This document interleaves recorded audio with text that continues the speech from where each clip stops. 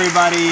Welcome to Inside Quest. Our goal is to take you inside the minds of the world's most effective thinkers so that you can learn with ease what they have oftentimes learned with great difficulty.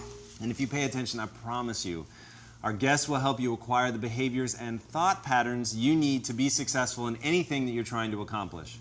All right, today's guest understands leadership, and I am not talking about from a features and benefits standpoint. I'm talking about from a Jedi-level, deep limbic system standpoint, the way that he combines an understanding of biology and psychology, and quite frankly, just the overall human condition, gives his insights unparalleled potency and usability, which you know I am obsessed with.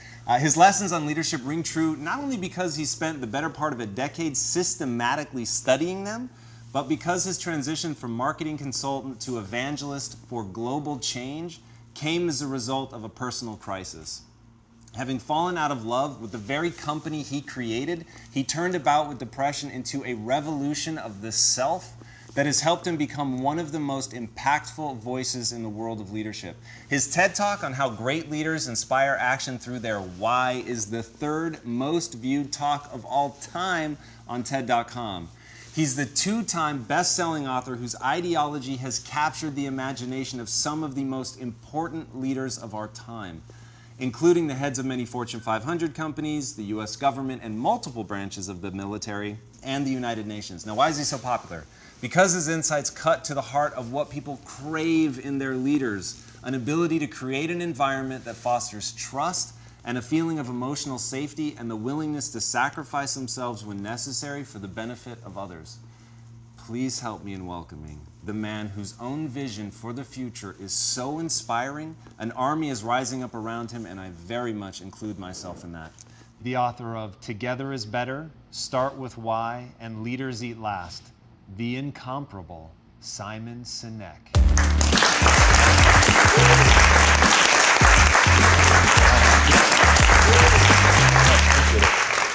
What a pleasure it is to have you on the show today. Thanks for having me. Truly our pleasure, by the way. You've been a part of the lexicon of this company since we started, when we were a very small handful of people in a very lonely office in Compton.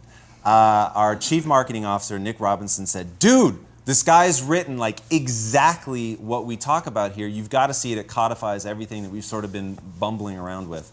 And first he made us watch your talk, the TEDx talk, which was amazing. And then he had us all read the book. And it really did formalize sort of those vague notions of what this needed to become for us. And so that became our mantra, like, we need to understand our why, which forced us to really put language behind it, which has been just incredibly, incredibly instructive. And one of the goals of the show is to bring on people that I just owe a debt of gratitude, so I can say thank you. That's nice of you. So thank you. Thank you. It You're welcome. really, really has been amazing. So if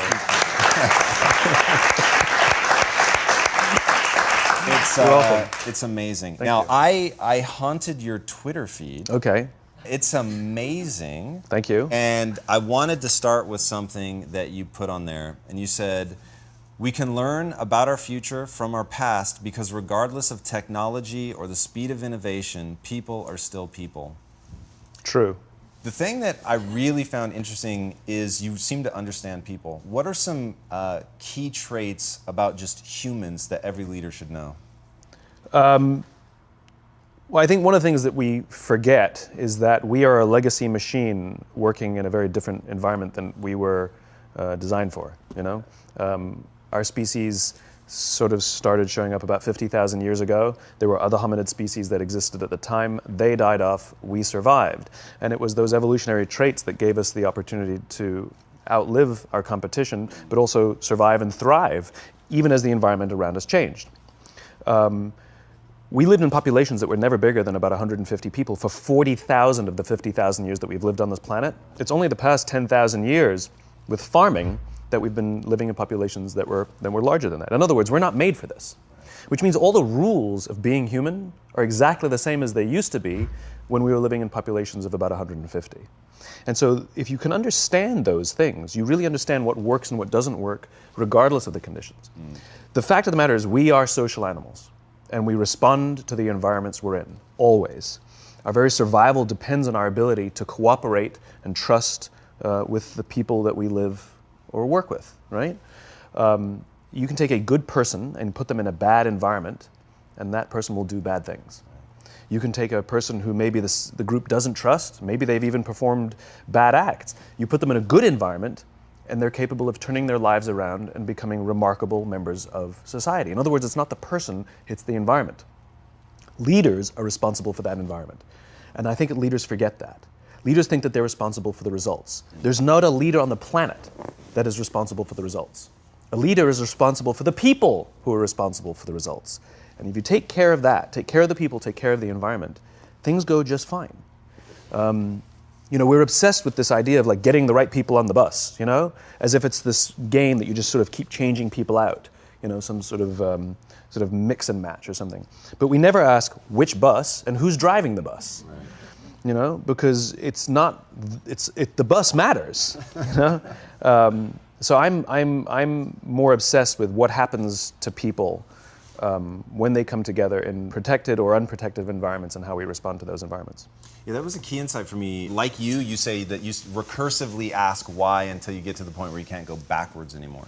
And that to me is one of those moments. Like when you understand that humans just by their nature, they react to their environment, all of a sudden it becomes pretty critical to think about the bus, right? Not only who's on the bus, but what is the bus, what's that environment? So I get it from a leadership perspective when you have rank, which you do a very good job of delineating between a leader and rank. Help people understand how if you don't have rank, how you could still be a leader for change in an environment that needs change. So as you said, leadership has nothing to do with rank, right? Leadership is a responsibility. As you gain rank, you may have more responsibility over the lives of more people, but it doesn't change the nature of leadership. I know many, many people who sit at the highest levels of organizations who are not leaders. They have authority, and we do as they tell us because they have authority over us, but we wouldn't follow them. And yet I know many people who've made a choice, who have no rank, but they've made a choice to look after the person to the left of them and look after the person to the right of them. And we would follow them anywhere. And that's what leadership is. It's the responsibility to take care of the people around us, the people with whom we work. And leadership is a practice like any other. It is a skill that can be learned. And that means it requires practice. You don't just suddenly get a promotion, you're now in a management position and you're a leader, right? That's not how it works. If only, right? If only, I know. The reality is we have to learn it and we have to practice it and we have to get good at it, which is what the junior ranks are for. So even if you don't have the ability to make decisions that will impact the entire organization, you do have the ability to make decisions that will impact the life of another human being, how they feel about their own jobs, how well their responsibility goes, how easily they can get work done, how supported they feel if they make a mistake. Do they feel that they can turn to you and ask you for help? That's all within your control. It's the same thing as being in a relationship or being a friend. Being a good friend, means that our friends can rely on us, they can trust us, they can turn to us. There's no difference. It's human beings, it's human relationships.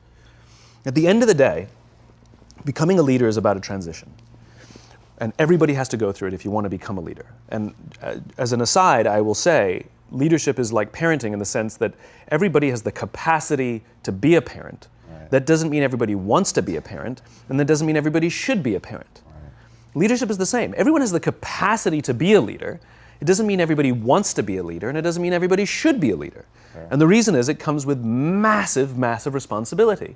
Sometimes people just don't want it. It's a lifestyle they choose not to have, and that's fine. That's absolutely fine. But if someone chooses that that is a lifestyle they would like to have, they would like to become a leader, then they have to acknowledge that they will or need to go through a transition. When we're very, very junior, the only thing we have to do is be good at our jobs. That's it, right? Some people go get advanced degrees in how to do their jobs, engineers or accountants. And if you're good at your job, they'll promote you. And eventually you'll get promoted to a position where you're now responsible for the people who do the job you used to do, but nobody teaches us how to do that. And we just expect them to be good at leadership, right? It's as if we put somebody in front of a machine and demanded results, but never showed them how to use the machine.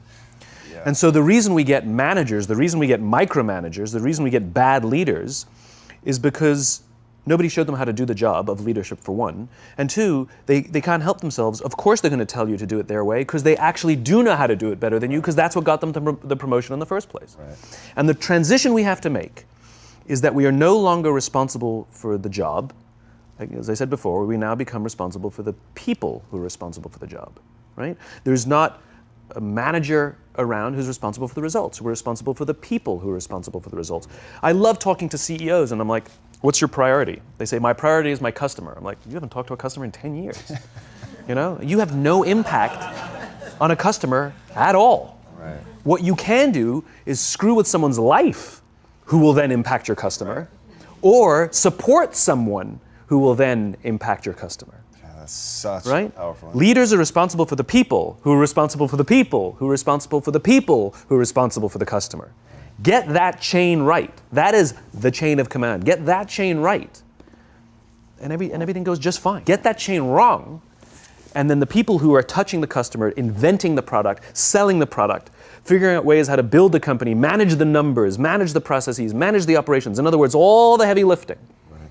Get that chain wrong, and those people will spend more time protecting themselves from you than doing their job. Yeah. Right? Any company, for example, where it is standard practice in that company for employees to feel the need to send a CYA email after every decision they make, Right. is a sign that they're taking time and energy out of their job, away from advancing the company's mission in order to protect themselves from their own company. That's what that is. Any company where it is standard practice for people to feel the need to keep a folder of all the good things they've done in their careers just in case they need it, you know, Yeah. is a sign that they're taking time and energy out of their day away from doing their job in order to protect themselves from their own leaders. That's what that is. Those are signs of bad leadership. Politics, gossip. All of these things are people acting out of self-interest. That's what politics and gossip is, right? In well-led organizations, you tend to find very little politics and very little gossip because we're not competing at that level. We're now working together to compete at a much higher level. I'll tell you one quick story. It's a true story that captures it just so perfectly. I was staying at the Four Seasons in Las Vegas, which is a wonderful hotel. And the service there is really great. The reason it's such a great hotel is because of the people who work there. And I had an experience with a young man by the name of Noah. And Noah's a barista in the coffee shop that they have just there in the lobby. And I was buying a cup of coffee, and Noah was charming and funny and engaging. And I think I gave 100% tip. I think my $5 coffee, I think I gave a $5 tip. I mean, this guy was great. I loved talking to him. He was a joy. And I asked him, do you like your job? He said to me, I love my job, without skipping a beat. Wow. And I asked, what is it that the Four Seasons is doing that you love your job so much? He says, without skipping a beat, he says, throughout the day, managers will walk past and ask how I'm doing and if there's anything that I need. He said, not just my manager, any manager. Wow. He says, I feel supported here. He says, quote, I can be myself, right? Then, it's magic. And then he says to me, I also work at Caesar's Palace. And there, the managers go around to make sure that we're doing everything right and catch us if we do something wrong. He says, when I go to work at Caesar's Palace, I keep my head just under the radar because I don't want to get in trouble. He says, I just want to get through the day and make a paycheck. Right? Wow. Same person. Right. The experience that I have at the Four Seasons will be diametrically opposite to the experience that I have at Caesar's Palace, not because of Noah, but because of Noah's leadership. Right. And the joke is, if I were to go talk to the managers over at Caesar's Palace and say, you know it's you, they'll say, but you don't understand, we cannot get good work out of our people. Look, no matter how hard we try and how hard we push them, they just don't, so we either have to replace them or push them harder. No. We respond to the environments we're in. Get the environment right, you get the right behavior. Get the environment wrong, you get the wrong behavior. If that is what is happening, it is because of leadership, not because of the people. Yeah, there was a really famous cartoon back in the 80s, The Beatings Will Continue Until the Morale Improves. Yeah. Yeah, I always thought that was hilarious because it's so terrifyingly accurate. And astonishingly, look, I'm embarrassed that I have a career. You know, I talk about things like trust and cooperation. Why is there demand for my work, you know? But the fact that there is, I'll take it as an opportunity. Yeah. But what's really sort of abominable is that this is not a new idea. Like, there are books galore and speeches galore and articles galore about what leadership is. You know, and we all kind of say the same thing from a different angle, so you can pick your flavor, whichever message resonates most with you, and yet people don't do it. What's the hang up? And so I get this question a lot, which is, what are the most important characteristics about being a leader? Vision, charisma, I know some spectacular leaders who don't have big Steve Jobsian visions. They're just not visionary, And I know some spectacular leaders who really don't have a lot of charisma. They kind of just shuffle around, and you're like, that's the guy. That's the guy, right? And they're spectacular, and people will give blood, sweat, and tears for these people. The one thing I am comfortable saying that all effective leaders must have is courage, because it is hard. It is hard to stand up against outside pressure. It is hard to stand up to an external constituency who's pushing you to do something for their short-term gain, to do the right thing for your people. It is hard. It is thankless. It is lonely. Sometimes you get fired. Sometimes you get in trouble. Sometimes you'll lose your job, and the next guy will get all the credit. It's all true. And the courage to do the right thing in the face of overwhelming pressure, only the best leaders have that courage. Only the best leaders. And here's the folly. Courage is not some deep internal fortitude. You don't dig down deep and find the courage, right? It just doesn't exist. Courage is external. Our courage comes from the support we feel from others. In other words, when you feel that someone has your back, when you know that the day that you admit you can't do it, someone will be there and say, I got you. You can do this. That's what gives you the courage to do the difficult thing. It's not going off to an ashram by yourself somewhere for 4 weeks and coming back and finding the courage. It's not what happens. It's the relationships that we foster. It's the people around us who love us and care about us and believe in us. And when we have those relationships, we will find the courage to do the right thing. And when you act with courage, that in turn will inspire those in your organization to also act with courage. In other words, it's still an external thing. That's what inspiration is, right? I'm inspired to follow your example. But those relationships that we foster over the course of a lifetime will not only make us into the leaders we need to be and hope we can be, but they'll often save your life. They'll save you from depression, they'll save you from giving up, they'll save you from any matter of negative feelings about your own capabilities, your own future. When someone just says, I love you, and I will follow you no matter what. So I want to talk about that for a second. Why do you think that something so innate, so deeply ingrained in us as love is so, like just yesterday, I can't believe this is true, this is actually true, I'm not making this up. Just yesterday, this will mean something to you guys, I looked Ron Penna in his eyes and I said, I love you. And I said it like 100%, is my business partner, I said it 100% sincerely. It was just one of those moments where you want to connect and remember. But that's so weird. Like, I don't do that often. And it's so interesting that it becomes out of context, Sure. maybe is the best way to say it. Because like at home with my wife, it's so easy and I love to embody it and I love to feel it and it makes me feel awesome. But then I come into the office and there's something about the context that makes it weird. Yes, two perspectives. One is, this is what vulnerability is, right? Being vulnerable doesn't mean crying. Being vulnerable means willing to admit you made a mistake. Being vulnerable is the willingness to say, I need help. Being vulnerable is the willingness to express the feelings you have towards someone without fear of what other people may think of you by making that expression. And most people, especially if they don't have a trusting environment or a strong corporate culture, most people don't want to feel vulnerable. It's dangerous to feel vulnerable. If you admit you made a mistake or you don't know what you're doing, you've been promoted into a job that you have no clue or no business being in that job, lying, hiding, and faking is a much better option, right? But for the fact that it's more stressful and ultimately the results will falter, right? It's counterintuitive. But that's what a strong environment means. It means I can be vulnerable. So the fact that you can say that out loud means that there's a loving, trusting culture here that is okay with you being vulnerable. Nobody's thinking, oh my God, this company's going downhill, this guy's nuts. He's blubbering all over the place, That's not what people are thinking. I mean, some people are probably thinking it. But generally, that's not what people are thinking. If anything, people are going, cool. And that then inspires them to feel that they can also express vulnerability, like admit a mistake, like say they screwed up, like say they need help, that say, you know, they want to offer help to someone and not fear that either.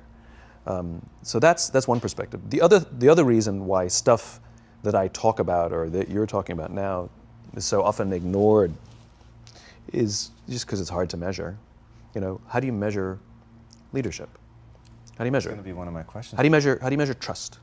You know, they lack good metrics. It's very easy to measure revenues and profits and market share. So let's focus on those things, because I can like pull a lever here and see what happens over there. Right. But in terms of like trust, I'll pull a lever here and I won't see anything for 6 months. So it's not that I don't know that it exists. Everybody talks about the importance of culture, yet nobody seems to be focused on building it. I've never met a CEO in my life who doesn't think people are important.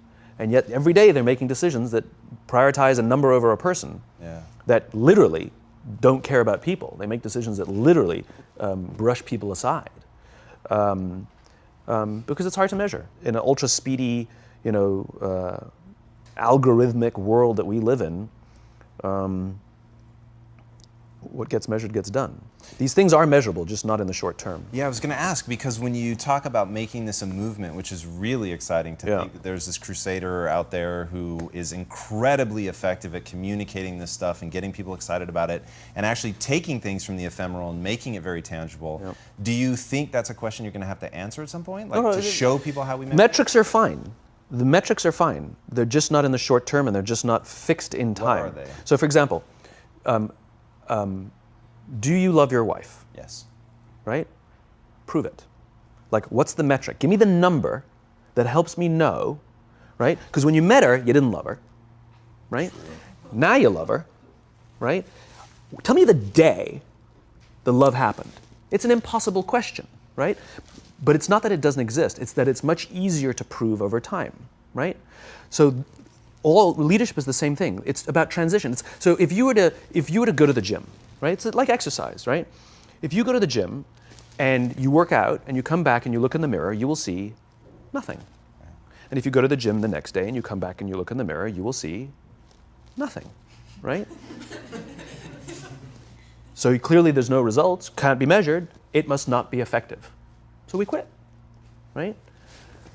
Or if you fundamentally believe that this is the right course of action and you stick with it, like in a relationship, I bought her flowers and I wished her happy birthday, and she doesn't love me. Clearly I'll give up. You know, that's not what happens. If you believe there's something there, you commit yourself to an act of service. You commit yourself to the regime, the exercise. You can screw it up. You can eat chocolate cake one day. You can skip a day or two. You know, it allows for that. But if you stick with it consistently, I'm not exactly sure what day, but I know you'll start getting into shape. I know it. And the same with the relationship. It's not about the events. It's not about intensity. It's about consistency, right? You go to the dentist twice a year, your teeth will fall out. You have to brush your teeth every day for 2 minutes. What does brushing your teeth twice a day for 2 minutes do? Nothing. Unless you do it every day, twice a day for 2 minutes, right? It's the consistency. Going to the gym for 9 hours does not get you into shape. Working out every day for 20 minutes gets you into shape. So the problem is we treat leadership with intensity. We have a 2-day offsite, we invite a bunch of speakers, we give everybody a certificate. You're a leader, right? Those things are like going to the dentist. They're very important, they're good for reminding us or getting us back on track, learning new lessons, but it's the daily practice of all the monotonous, little, boring things like brushing your teeth that matter the most. She didn't fall in love with you because you remembered her birthday and bought her flowers on Valentine's Day. She fell in love with you because when you woke up in the morning, you said good morning to her before you checked your phone. She fell in love with you because when you went to the fridge to get yourself a drink, you got her one without even asking. She fell in love with you because when you had an amazing day at work and she came home and she had a terrible day at work, you didn't say, yeah, but let me tell you about my day. Right. You sat and listened to her awful day and you didn't say a thing about your amazing day. This is why she fell in love with you. I can't tell you exactly what day, and it was no particular thing you did.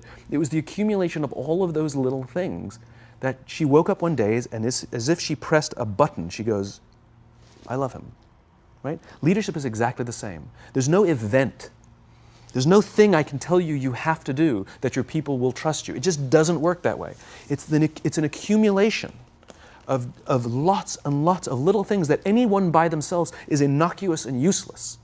Literally, pointless by themselves. People will look at little things that are good leadership practices and say, that won't work. And you're absolutely right. But if you do it consistently, and you do it in combination with lots of other little things, like saying good morning to someone, that looking them in the eye. My friend George, who's a 3-star general in the Marine Corps, he says his test for leadership, and I love this, he goes, his test for a good leader is if you ask somebody how their day is going, you actually care about the answer. Yeah. Right? The number of times we're walking to a meeting, we're rushing, we go, how are you? Not good, I got to get to you later, I'm late for a meeting. Right. If you ask the question, you were standing there and you were listening to the answer. It's those little innocuous things that you do over and over and over and over that people will say, I love my job.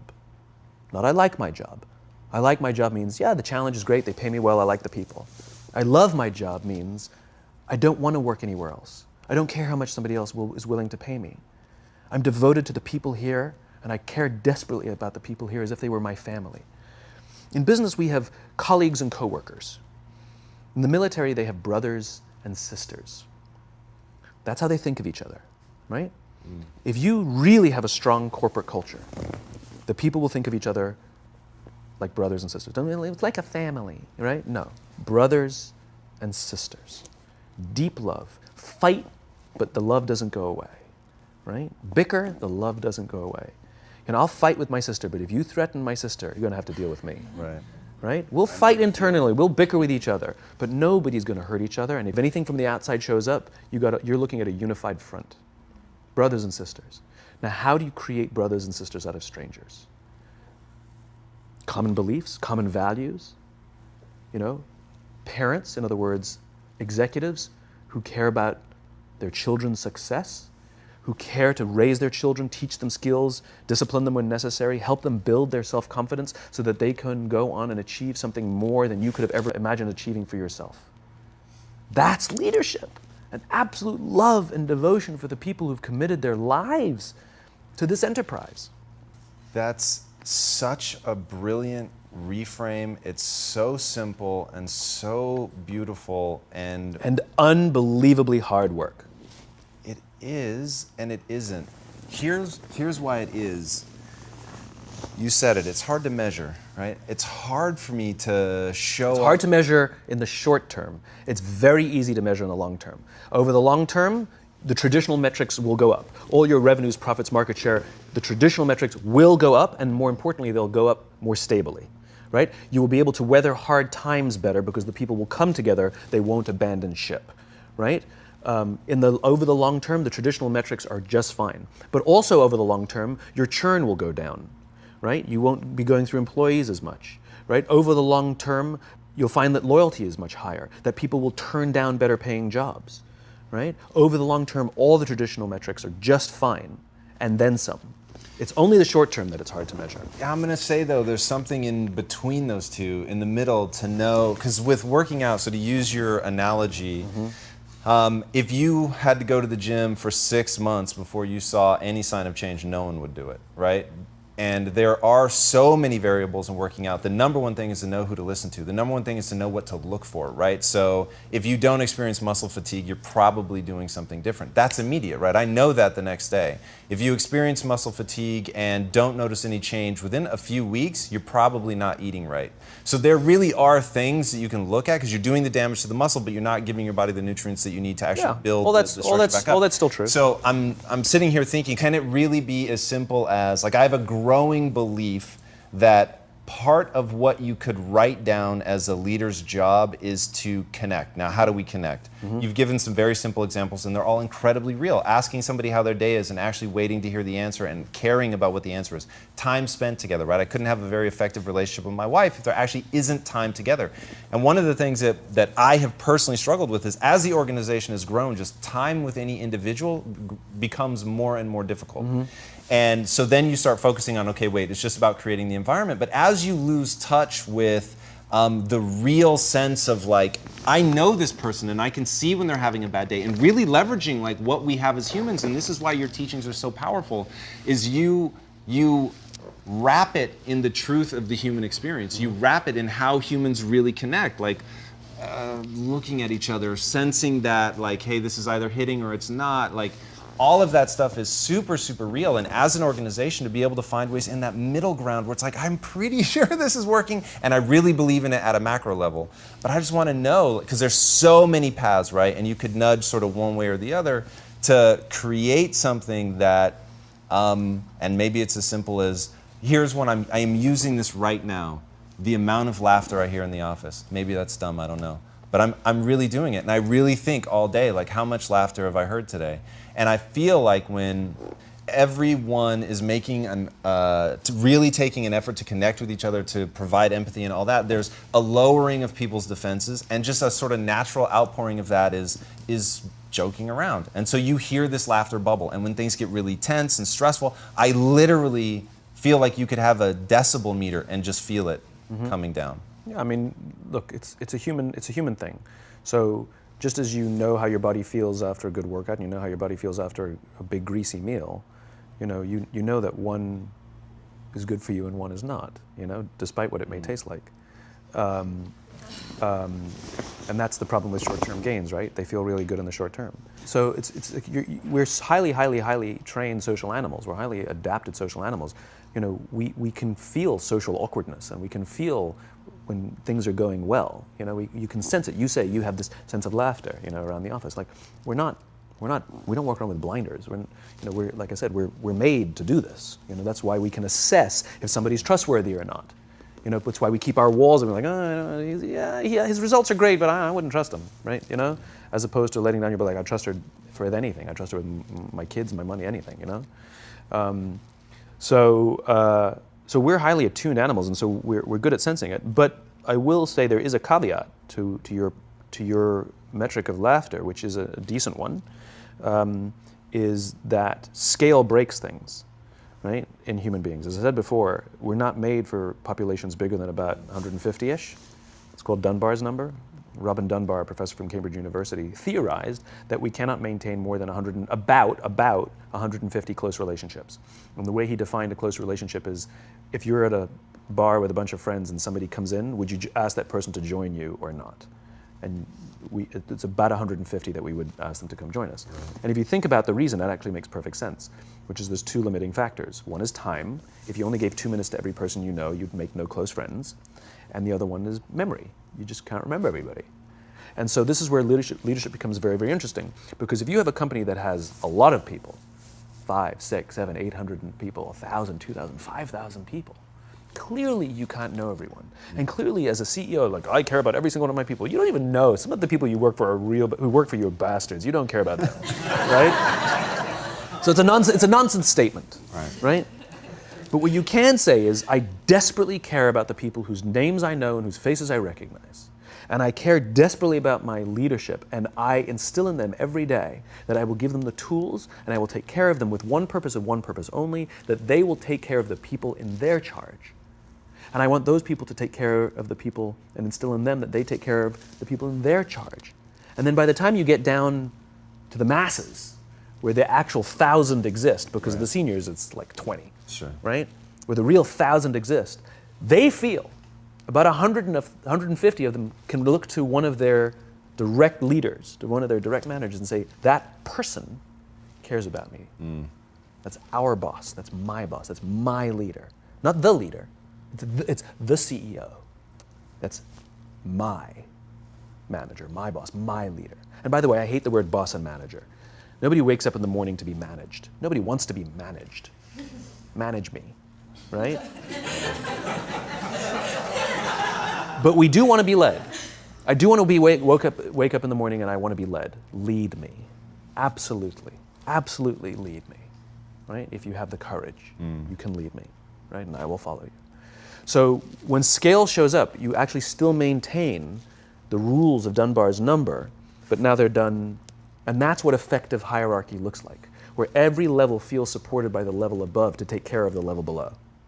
And then if you're at the front line, you feel supported by the level above, and the level below is the customer, or the vendor that you own that relationship. In other words, we're all responsible for taking care of another relationship because someone's taking care of us. Yeah, you've talked super powerfully about that like an alcoholic, if you don't master the step of helping somebody else beat the disease, that you never really fully beat it yourself, and that the parallel between being a leader requires the same thing, you taking ownership for helping somebody else be successful and building trust through that. Yeah, the example you're using there is the 12-step program. We all joke about the first step, admitting you have a problem, but it's the 12th step that matters. If an alcoholic masters all 11 steps and not the 12th, it's highly likely they'll drink again. If they master the 12th step, they're much more likely to overcome the disease. The 12th step is the commitment to help another alcoholic. It's service. And this really is the most powerful thing in the world, which is, it's not about us, it's about others. You know, there's an entire section in the bookshop called self-help. There's no section in the bookshop called help others, right? And it's not about how can I lose 10 pounds? How can I find the job that I love? How can I find the love of my life? You know? No, no. It's not how can I lose 10 pounds, it's how can I help somebody I care about live a healthy lifestyle. It's not how can I find the job that I love, it's how can I help somebody I care about find a lifetime of joy in their work. It's not how can I find true love, it's how can I help my friends settle down and live the life they want to live. And ironically, if we set out to help people solve the problems that we struggle with ourselves, that in turn is what teaches us the solutions. Yeah, that's incredible. And the thing that really is so this is so important to me is the human desire for connection is so strong, and we sort of check that at the door when you come into an office, and yet you're giving so much of your time to the office that you've said that, you know, loving your job is a right. It's not a nice to have. Not a privilege. Yeah, I believe that. I believe loving your work is a right and not a privilege. I despise the fact, I lament the fact, I curse the fact that so few people get to say, I love my job, as if they've won some lottery. You know, you go out with your friends and somebody says, I love my job, and everybody goes, oh my God, you're so lucky, right? That to me is madness. Everybody, the vast majority, should get to wake up and say, I love my job. It is a right. It is a God-given right that we should love where we work, and we should demand it. We should demand that our leaders provide an environment in which we want to come, where we want to care about each other, where we feel safe to express our vulnerabilities and our fears and our concerns, that we're open to correction and discipline and feedback, that we're not defensive because we know that it's being given to help us improve and grow, and we want to improve and grow. And in turn, we will help others improve and grow. Because when we feel safe, when we feel that our leaders care more about us than a number, they care more about our lives and our confidence and our joy and our skill set more than some short-term gain, that they care more about our priorities than the priorities of some disinterested external constituency, then we will respond in kind, and we will offer our blood and our sweat and our tears, and we will make sacrifices of all kinds to see that our leader's vision is advanced and that this company continues to thrive, not for them, for ourselves. It becomes deeply personal. It becomes something we love contributing to. I talk about it all the time. Working hard for something we don't care about is called stress. Working hard for something we love is called passion. And I'm tired of listening to CEOs saying, we only hire passionate people. You don't even know what that means. How do you know that they're passionate for interviewing and not passionate for working? You know, every person on the planet has passion, right? We just don't all have passion for the same things. Give me something to believe in. Give me something to believe in. Give me the opportunity to contribute to something. Allow me to make mistakes and try again. And you'll have passion up the wazoo. But Noah only has passion in one of his jobs. He has stress in the other one of his jobs. Same guy, different leadership. Yeah, that rings so true with what I know about human nature. The first time I heard you talk about this, it's just one of those things that whenever something lines up with what I know to be true about the way that the human mind works, it's like, okay, now I know that I'm really onto something. And when you have told stories of companies that have weathered storms and how that trust goes both ways, and when people feel looked after, it makes a lot of sense. And then I had never heard prior to you that the way that business has evolved was a theory that was laid out, you know, only 30, 40 years ago max. And I can really feel a change that's happening in the world now, and it's such a cool time to be involved in a rapidly growing company that has a huge portion of young people in the company, because the demand that you're saying that people need to be made, there's something in the youth today that allows them to cry for their humanity. And I don't know if they yet know the words that you're giving them, but you nodded your head in a way. I want to hear what you're thinking. I have yet to give a speech or have a meeting where somebody doesn't ask me the millennial question. What's the millennial question? Apparently, millennials as a generation, which is a group of people who were born approximately 1984 and after, are tough to manage. And they're accused of being entitled and narcissistic and self-interested, unfocused, lazy. But entitled is the big one.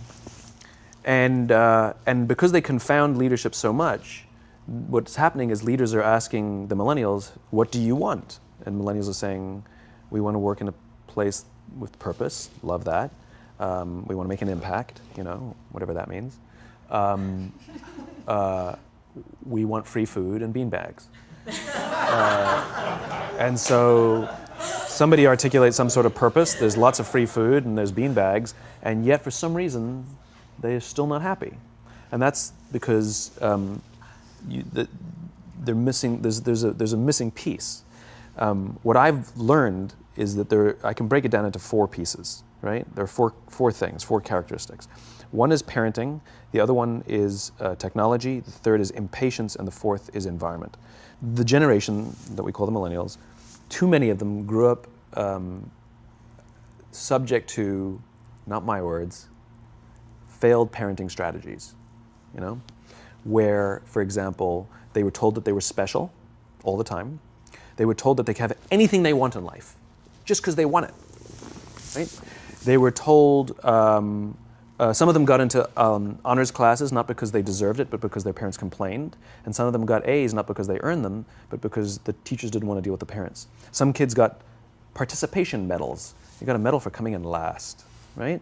Which the science we know is pretty clear, which is it devalues the medal and the reward for those who actually work hard. And it actually makes the person who comes in last feel embarrassed because they know they didn't deserve it. So it actually makes them feel worse, right? So you take this group of people and they graduate school and they get a job, and they're thrust into the real world, and in an instant, they find out they're not special, their moms can't get them a promotion, that you get nothing for coming in last, and by the way, you can't just have it because you want it, right? And in an instant, their entire self-image is shattered. And so you have an entire generation that's growing up with lower self-esteem than previous generations. The other problem, to compound it, is we're growing up in a Facebook, Instagram world. In other words, we're good at putting filters on things. We're good at showing people that life is amazing even though I'm depressed, right? And so everybody sounds tough, and everybody sounds like they got it all figured out. And the reality is there's very little toughness, and most people don't have it figured out. And so when the more senior people say, well, what should we do? They sound like, this is what you got to do. And they have no clue, right? So you have an entire generation growing up with lower self-esteem than previous generations, right? Through no fault of their own, right? They were dealt a bad hand, right? Now let's add in technology. We know that engagement with social media and our cell phones releases a chemical called dopamine. That's why when you get a text, it feels good, right? So, you know, we've all had it where you're feeling a little bit down or feeling a bit lonely, and so you send out 10 texts to 10 friends, you know, hi, hi, hi, hi, hi, because it feels good when you get a response, right? Right? It's why we count the likes. It's why we go back 10 times to see if my Instagram is growing slower, did I do something wrong? Do they not like me anymore, right? The trauma for young kids to be unfriended, right? Because we know when you get a hit of dopamine, which feels good. It's why we like it. It's why we keep going back to it. Dopamine is the exact same chemical that makes us feel good when we smoke, when we drink, and when we gamble. In other words, it's highly, highly addictive. Right? We have age restrictions on smoking, gambling, and alcohol, and we have no age restrictions on social media and cell phones, which is the equivalent of opening up the liquor cabinet and saying to our teenagers, hey, by the way, this adolescence thing, if it gets you down, But that's basically what's happening. That's basically what's happening, right? That's basically what happened. You have an entire generation that has access to an addictive, numbing chemical called dopamine through social media and cell phones as they're going through the high stress of adolescence. Why is this important? Almost every alcoholic discovered alcohol when they were teenagers.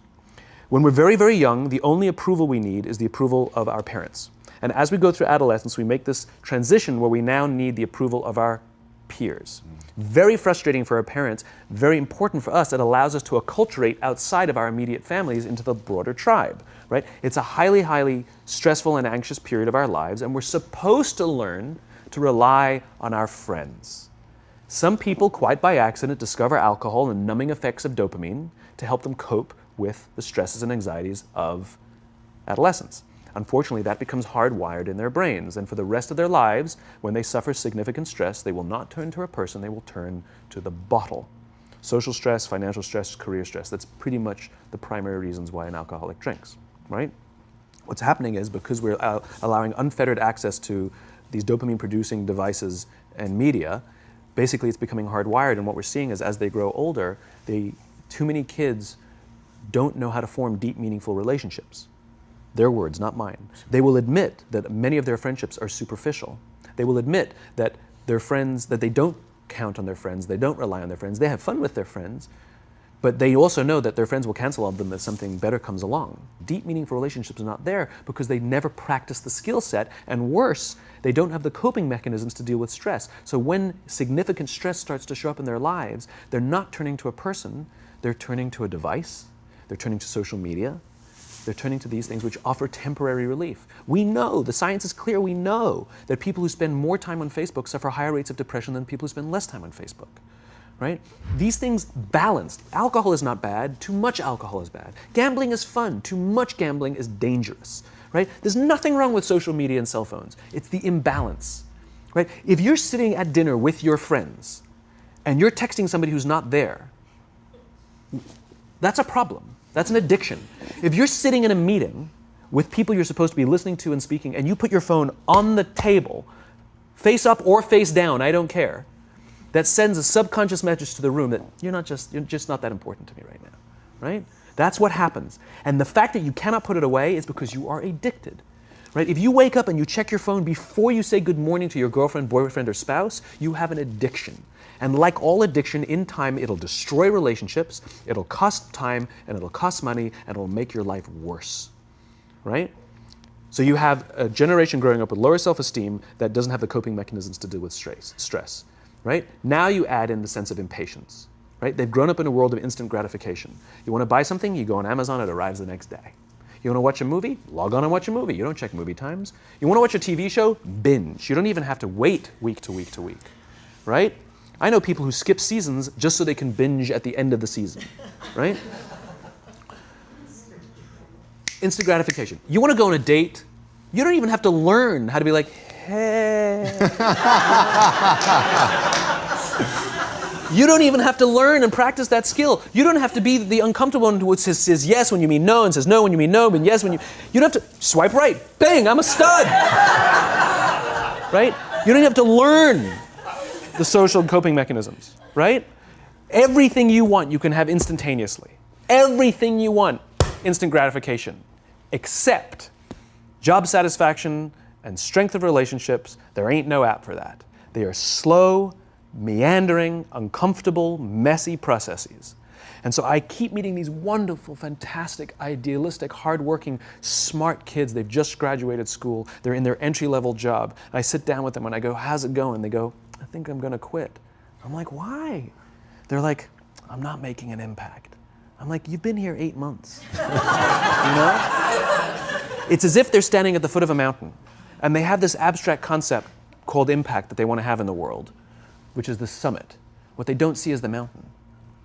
I don't care if you go up the mountain quickly or slowly, but there's still a mountain. And so what this young generation needs to learn is patience. That some things that really, really matter, like love, or job fulfillment, joy, love of life, self-confidence, a skill set, any of these things, all of these things take time.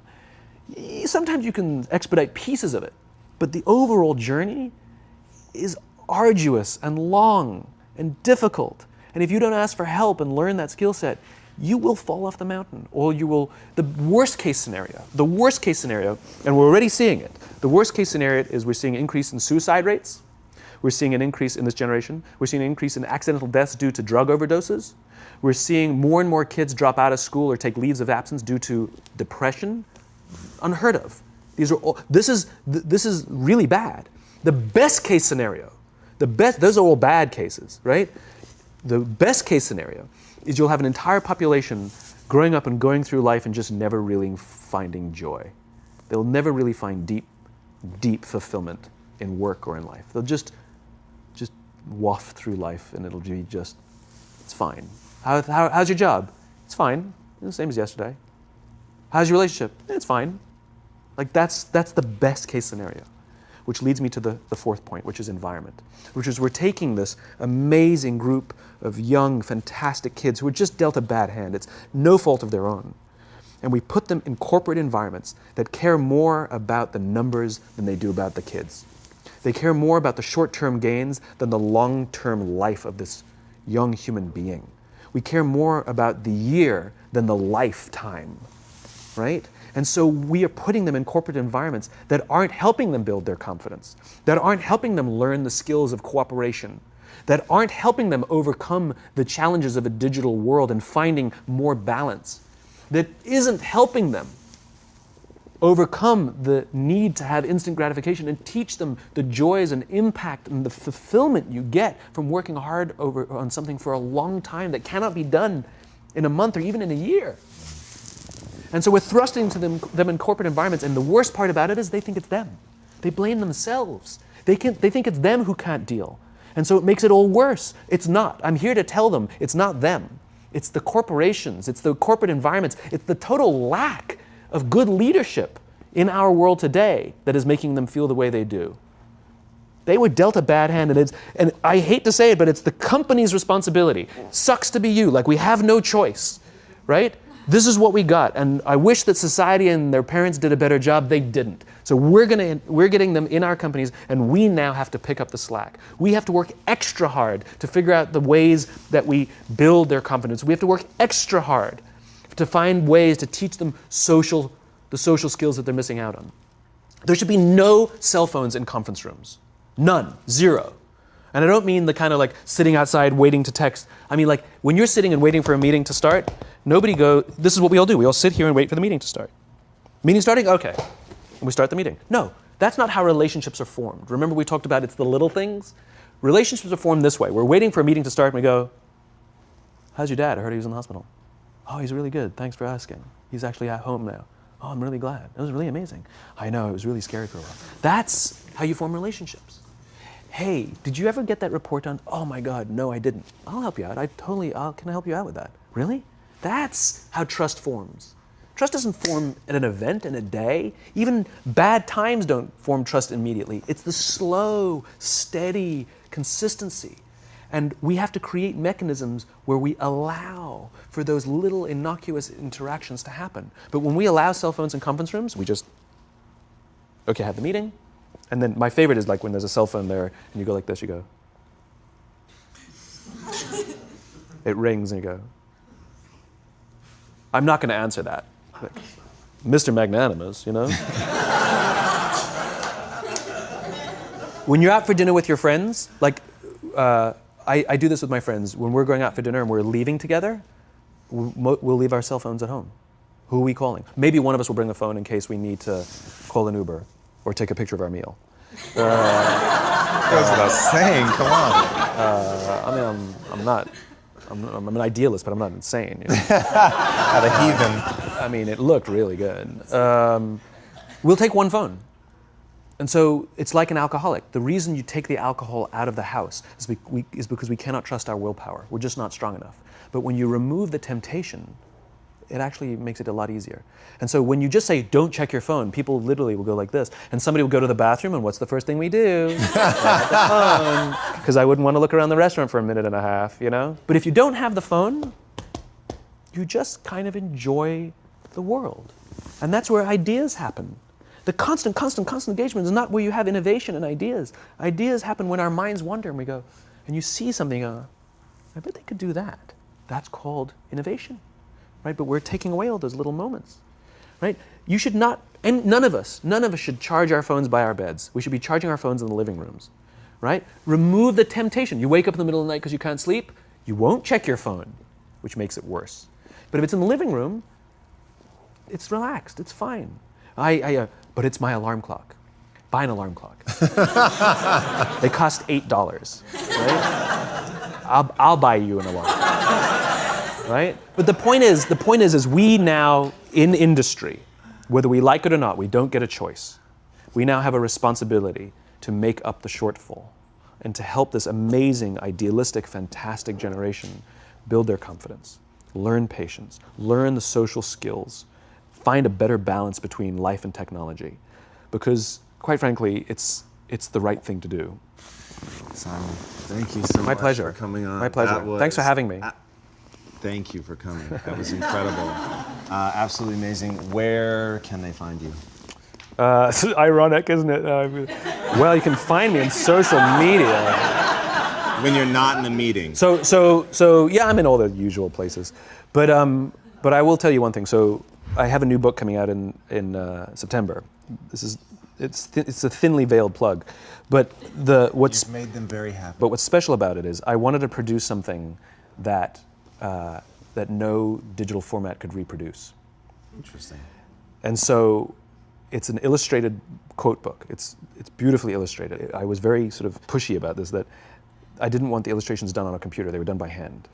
There's a song, Aloe Black, the singer, the Grammy-nominated singer. The book is called Together is Better, and he gave me a song that goes with it. And the music is at the back of the book, and it's actually, the lyrics are in his handwriting. It's actually his handwriting. And here's the best part. The book is scented. We scented it with a custom scent made by this amazing company called 1229, and they designed for me the scent of optimism. All right. So you smell the pages, and they smell like optimism, right? And the thing that I love about this is I can't do that in any ebook format. I wanted to create something that you had to physically engage with, and it's designed to be given as a gift. The first page says to, from, because I wanted it to be given as a gift to someone you want to say thank you for inspiring you, or to give to someone you wanted to inspire. It was designed to promote this physical interaction and engaging with the real world. So I'm really proud of it. It's incredible, man. Super unique. Yeah, it's fun. I hope it does smashingly well, as your other books have, and have given so much to people, and it's just really, really been incredible. And what you shared with us today, man, honestly. Thank you. Absolutely wonderful. Appreciate it. Thank you very much. So much. Truly, thank you for having me.